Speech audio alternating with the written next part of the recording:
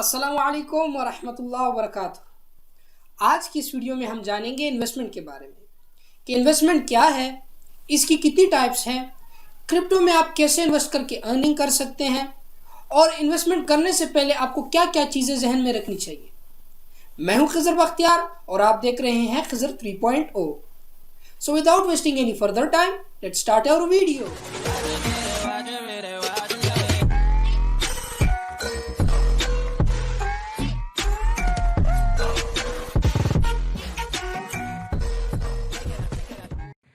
सो dear viewers, हम screen पर आ गए हैं, लेकिन वीडियो को स्टार्ट करने से पहले इट्स अ रिक्वेस्ट कि आप चैनल को सब्सक्राइब कर दीजिए और अगर वीडियो आपको पसंद आए तो लाइक भी कर दीजिए, ठीक है। इन्वेस्टमेंट क्या है?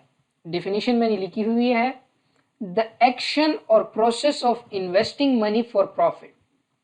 कि आप ऐसा अमल कि जिसमें आप अपने पैसे को इन्वेस्ट करते हो, रखते हो, किस चीज़ के लिए? कि आपको प्रॉफिट मिले, इन रिटर्न आपको प्रॉफिट मिले, जिसमें आपको काम ना करना पड़े लेकिन आपको अपने पैसों के बदले में प्रॉफिट मिले। ऐसी चीज़ को कहते हैं इन्वेस्टमेंट, ठीक है। इसमें आगे जाकर मैं आपको समझाता हूँ इन्वेस्टमेंट की डिफरेंट टाइप्स होती हैं। तो इन्वेस्टमेंट की टाइप्स क्या हैं? एक होती है रिस्की इन्वेस्टमेंट, एक होती है सेफ इन्वेस्टमेंट। रिस्की इन्वेस्टमेंट हम उस इन्वेस्टमेंट को कह सकते हैं, देखें बिल्कुल सेफ इन्वेस्टमेंट जो है वो हलाल नहीं है, वो तो फिर सूद हो जाता है ना, बिजनेस में प्रॉफिट लॉस होता है, ठीक है। तो बिल्कुल सेफ इन्वेस्टमेंट नहीं होती इस्लाम में, लेकिन ऐसी इन्वेस्टमेंट की जिसमें रिस्क का लेवल बिल्कुल मिनिमम हो तो उसको मैंने सेफ इन्वेस्टमेंट की कैटेगरी में डाला है। और ऐसी इन्वेस्टमेंट की जिसमें रिस्क का लेवल हाई हो उसको मैंने रिस्की इन्वेस्टमेंट की कैटेगरी में डाला है, ठीक है। रिस्की इन्वेस्टमेंट वो होती है कि जिसमें आपको अपने इन्वेस्टमेंट डूब जाने का खतरा हो और जिसमें आपकी इन्वेस्टमेंट डूब जा भी सकती है, ठीक है। ऐसी इन्वेस्टमेंट को कहते हैं रिस्की इन्वेस्टमेंट, जिसमें आपको 10% भी लॉस हो सकता है, 20% भी, 30% भी, 40% भी, 60% भी, 100% भी। और सेफ इन्वेस्टमेंट वो है कि जिसमें आपका रिस्क बिल्कुल 90% जो है आपके रिस्क चांसेस ना हो, अप टू 90% आप सेफ हो, ठीक है। 10% आपके चांसेस हो रिस्क की।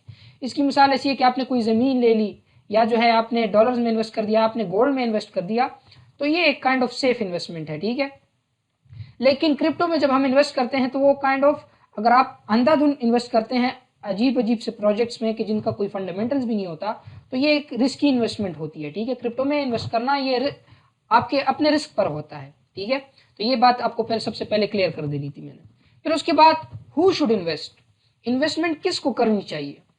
तो इन्वेस्टमेंट उस बंदे को करनी चाहिए, दो चीज़ें, और भी ज़्यादा फैक्टर्स हैं लेकिन मैं दो चीज़ें यहाँ पर आपको बताऊंगा, कि जिसके पास दूसरी सोर्स ऑफ इनकम हो, कि जो दूसरी जगह से कमा रहा हो, उसकी कोई जॉब हो, उसके पास कोई स्किल हो, वो वहाँ से कमा रहा हो, ठीक है। फॉर एग्जांपल कोई बंदा है और उसकी अच्छी खासी दुकान चल रही है, वहाँ से उसको मनी आ रही है, तो वो इस जो उसको प्रॉफिट हो रहा है इसको इन्वेस्ट कर सकता है, ठीक है। ऐसा बंदा कि जिसका कोई दूसरा कारोबार चल रहा हो या जॉब हो रही हो या स्किल से वो कमा रहा हो, ऐसे बंदे को इन्वेस्ट करना चाहिए।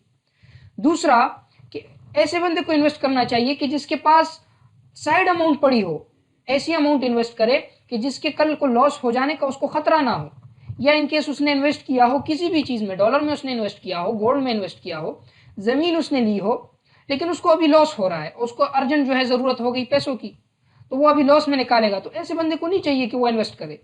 ऐसे बंदे को इन्वेस्टमेंट करनी चाहिए कि जिसके पास साइड अमाउंट पड़ी हो, कि जो उसको ज़रूरत ही नहीं पड़ती हो, ऐसे अमाउंट उसको इन्वेस्ट करे वो, ठीक है। जिस अमाउंट की उसको ज़रूरत नहीं पड़ती उस अमाउंट को वो इन्वेस्ट कर दे। तो ये दो चीज़ें, कि वो दूसरा सोर्स ऑफ इनकम भी उसका हो अर्निंग के लिए, और उसके पास ऐसी इनकम पड़ी हो कि जिसकी उसको ज़रूरत ना हो, ऐसे उसके पास जो है सेविंग्स हो, उसको जो है वो जाके इन्वेस्ट करे, ठीक है। अच्छा, वाई टू इन्वेस्ट, इन्वेस्ट क्यों करना चाहिए? यहाँ पर मैंने कुछ लिखा है, ये आप पढ़ भी सकते हैं, मैं आपको कुछ बता देता हूँ कुछ फैक्टर्स। एक तो आपको पैसिव अर्निंग आ रही होती है इन्वेस्टमेंट से। पैसिव अर्निंग ये होती है कि आप काम नहीं कर रहे होते, आप एक जगह तो अपना काम करके अर्निंग कर रहे हैं, लेकिन दूसरी जगह आप काम नहीं कर रहे, आप इन्वेस्ट कर रहे हो और आपकी जो है इनकम वेल्थ जो है बढ़ रही है टाइमली, ठीक है। दूसरा ये कि आप फॉर एग्जांपल एक जॉब अभी फॉर एग्जांपल आप कर रहे हैं और आपको पे मिल रही है, थोड़ा टाइम बाद इसको आपको अप्रिसिएशन मिलती है, मतलब आपको जॉब में इंक्रीज तो मिलती है, लेकिन वहाँ पर जाके आपकी इन्फ्लेशन भी तो हो रही है ना। आपको आज जो सौ रुपये का जो चीज़ मिल रही है ना, 10 साल बाद आप 100 रुपये की वो नहीं ले सकते, क्योंकि इन्फ्लेशन की वजह से आपकी अमाउंट वो श्रिंक हो रही है। तो यहाँ पर क्या करना है आपने कि आपने अमाउंट इन्वेस्ट करनी है कि आपकी अमाउंट जो है, एक तो वो इन्फ्लेशन रेट का उस पर कोई असर ना पड़े, दूसरा कुछ ना कुछ आपको प्रॉफिट होता रहे। तीसरा जो मेजर फैक्टर है कि क्यों इन्वेस्ट करना चाहिए, वो ये है कि आप 10 साल बाद कम काम करो और आपका प्रॉफिट ज़्यादा हो जाए। हमने पूरी ज़िंदगी तो काम नहीं करना ना, तो आप वर्किंग आवर्स को लेस करो और प्रॉफिट को मैक्सिमाइज करो, इसलिए बंदा इन्वेस्ट करता है। और चौथा इसलिए कि आप ओल्ड एज में जो है काम ना करो, आपको ओल्ड एज में जो है अर्निंग की या जो है पैसे कमाने की फिक्र ना रहे, ठीक है, इसलिए बंदा इन्वेस्ट करता है। तो ये 4 फैक्टर्स आप जहन में रख लें। और अगर आपने क्रिप्टो में स्पेसिफिकली अगर इन्वेस्ट करना है तो उसके लिए 4 चीज़ें आपके जहन में मस्ट होनी चाहिए, थिंग्स यू मस्ट नो। उनमें से सबसे पहले डीसीए कहते हैं डॉलर कॉस्ट एवरेजिंग को। इस पे मैं एक डिटेल वीडियो बनाऊंगा, ये वीडियो लंबी हो जाएगी, लेकिन थोड़ा सा मैं आपको बता देता हूँ कि आप एक ही दम से एक ही बार में बाइंग नहीं करते, बल्कि आप अपनी बाइंग को डिवाइड कर देते हो। इसको कहते हैं डॉलर कॉस्ट एवरेजिंग। इस पर डिटेल वीडियो में बना दूंगा बाद में। दूसरा है डाइवर्सिफाई कहते हैं डाइवर्सिफिकेशन, कि आप एक ही प्रोजेक्ट में, एक ही कंपनी में, एक ही कॉइन में या एक ही जगह में सारे पैसे ना लगाओ। आप डिफरेंट जगह, different platform, different companies, different coins में पैसे डालो। इससे होता क्या है, आपका रिस्क जो होता है वो मिनिमाइज हो जाता है और आपके जो मतलब प्रॉफिट के चांसेस होते हैं वो मैक्सिमाइज हो जाते हैं। तो अपने रिस्क को मिनिमाइज करने के लिए हम डाइवर्सिफिकेशन करते हैं कि चलो अगर एक जगह में लॉस हो गया, दूसरी जगह में तो प्रॉफिट हो जाएगा या वहाँ से लॉस की रिकवरी तो हो जाएगी। तो इसलिए डाइवर्सिफिकेशन बहुत ज़रूरी है। एक बहुत ही फेमस कोट है कि do not put all the eggs in one bucket. तो इसके साथ तीसरा हमारे पास है प्लान्स। आप प्रॉपर प्लानिंग के साथ जहाँ भी आपने इन्वेस्टमेंट करनी है, प्रॉपर प्लानिंग्स के साथ आपने करनी है। कितनी अमाउंट मैंने करनी है, कब करनी है, किस टाइम जो है इसको इन्वेस्टमेंट को मैंने निकालना है, प्रॉपर प्लानिंग के साथ। विदाउट प्लान अगर आप इन्वेस्ट करोगे तो आप लॉस करोगे। और चौथा फंडामेंटल एनालिसिस।